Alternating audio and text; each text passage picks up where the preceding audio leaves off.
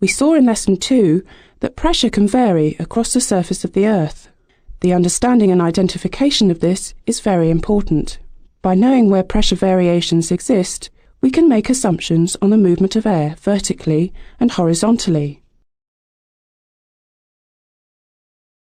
The types of pressure systems we find across the Earth are principally depressions, low pressure or cyclones, and their counterpart, anticyclones or high pressure. There are features called cols we shall also look at later.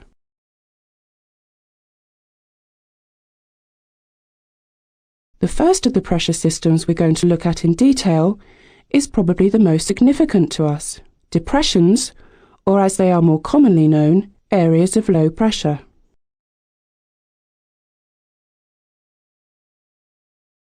These will be discussed in two ways. The first will deal in small-scale low pressures, and the second with much larger-scale low pressures.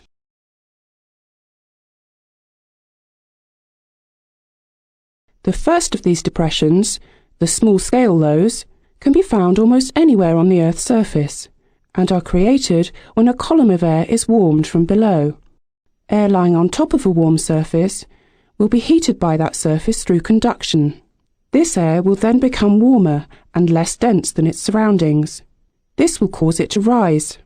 The rising air will travel up through the atmosphere and eventually diverge when reaching higher altitudes. The total weight of the column of air above that warm surface has been reduced, because it is now comprised of much warmer, lighter, less dense air than the surrounding cooler areas. The result of this is a reduced pressure at the surface. If the surface pressure drops, then the air will naturally be drawn towards the centre of the depression. As this air travels in towards the low from the sides, it too will be heated and rise up into the atmosphere. We can then summarise that in these small-scale depressions, air converges near the surface and then rises. These small-scale depressions are sometimes referred to as heat lows.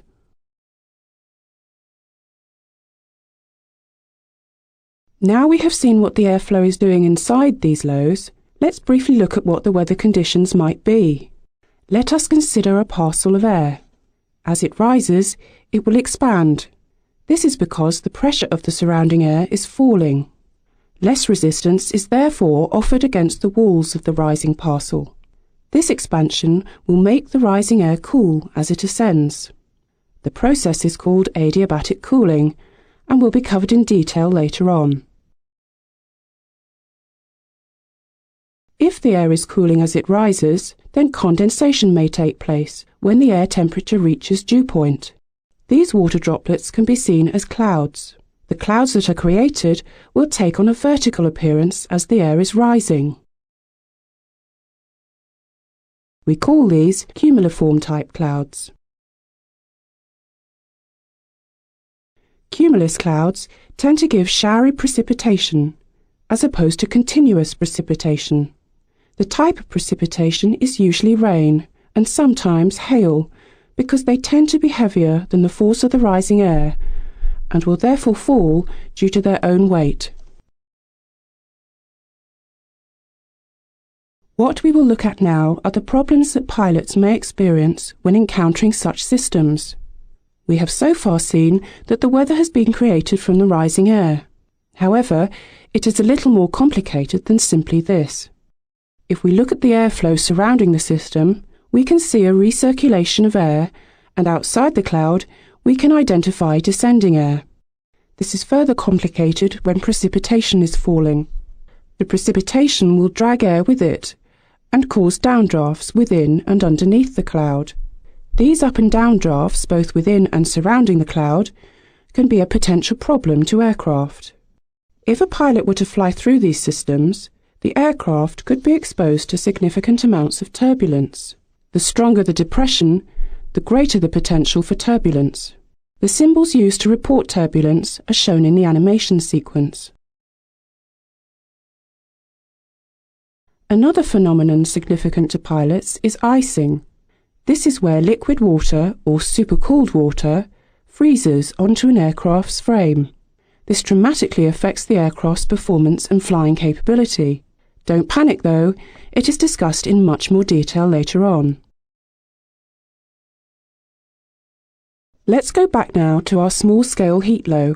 If the aircraft was flying through this weather system above the freezing level and liquid water was present, it could lead to aircraft icing. These low pressures involve very active uplift, allowing significant vertical support. Therefore, huge quantities of large supercooled droplets can be suspended within the cloud. It is the combination of significant quantities of water droplets and a temperature of 0 to -15 degrees centigrade that gives the icing risk. As operators of aircraft, we need to be aware of the potential for moderate to severe icing conditions in cumuliform cloud. The symbols for reporting icing are shown in the animation. One other important weather situation is the horizontal visibility near the Earth's surface. If we know air is converging and rising, then surely any impurities near the surface will be drawn up into the upper atmosphere, leaving much clearer air on the surface. We can generally say that in a small-scale heat low, the surface visibility should be good, except of course when there is precipitation. So far, we have stated that these types of depressions are generally on a small scale of maybe tens of miles. However, under rare circumstances, these depressions can become the largest, most powerful and destructive weather phenomena on the surface of the Earth. These are called tropical revolving storms. They are known more commonly as hurricanes, cyclones or typhoons. They can be over 700 nautical miles wide. Because of their scale, the spin of the Earth becomes important. The winds are deflected as they enter the centre of the depression, causing rotational speeds up to 200 miles per hour. These unique depressions will be discussed much later on,